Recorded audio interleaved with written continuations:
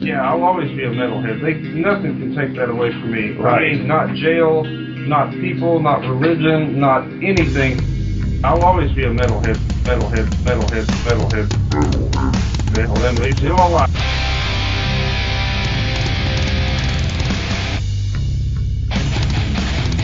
You're listening to the Great Metal Debate Podcast.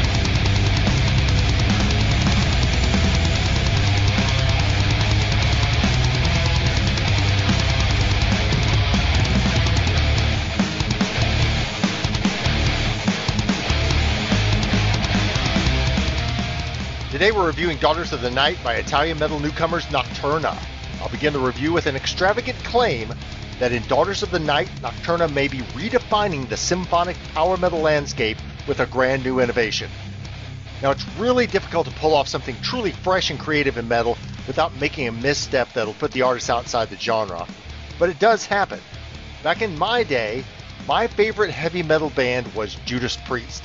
Beyond being an amazingly talented band, what differentiated them was their innovative twin-axe attack. Of course, other metal bands had utilized two guitarists before, but where Priest broke new ground was in having two quite distinctive lead guitarists playing in a simultaneously complementary and harmonious way. Each performer very much an individual, neither taking a backseat to the other and with the ability to blend their sounds seamlessly. Now, the intriguing aspect to Nocturna is how they utilize two lead vocalists, the formidable Darkling and Rehn Stillnight. Both have unique voices. In the context of Nocturna, they use similar vocal approaches and roles. Neither is eclipsed by the other.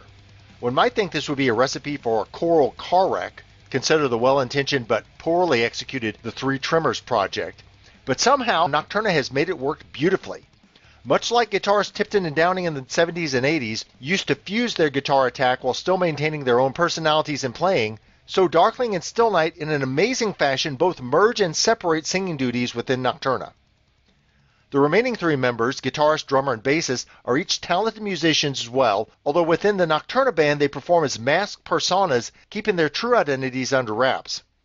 I won't out them here, but if you're interested, it won't take long with the benefit of Google and social media for you to figure out who they are. The album Daughters of the Night contains 10 tracks, but 2 are brief atmospheric instrumentals, so really just 8 proper songs. Let's delve in and review these track by track.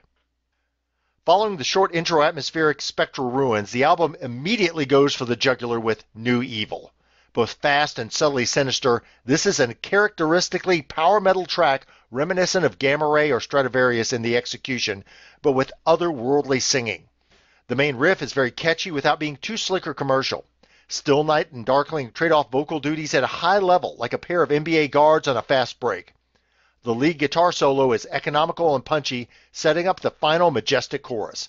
An early Metal Song of the Year candidate. New Evil is followed by the title track, Daughters of the Night. This one ramps up the pace and energy even more with the guitar showing off its chops, yet still maintaining restraint in the shred. There's a great melody line you will definitely remember, and both the bridge and chorus have the singers hitting some high notes. Lyrically, this is pretty standard vampire stuff, but the music and singing are eternally evil.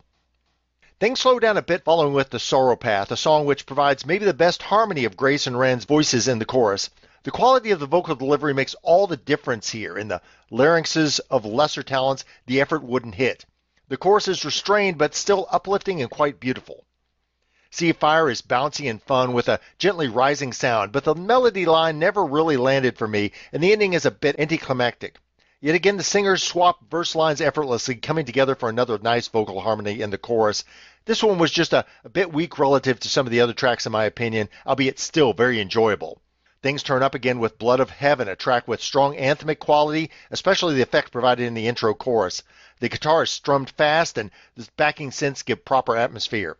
In This Tragedy is another epic song, beautifully structured and again serving as an ideal platform for the singers to display their respective gifts. Big and bombastic without too much going on. The keys seem a bit higher in the mix here and really do the trick.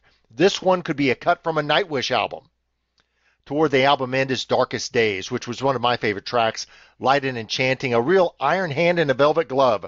The chorus could use a little work, but the verses are superb. Once again, I'm impressed with how the duo and the microphone trade off their vocal duties. The guitars are heavy with the perfect balance of grit and tone, just like you'd want them. After a brief interlude instrumental Nocturnal Whispers, the final stanza has the album ending with a bang on the Trickster. A potent epic finale, this song takes the two singers' vocal harmony to perhaps its grandest level. The singing is big, pompous, and pitch perfect.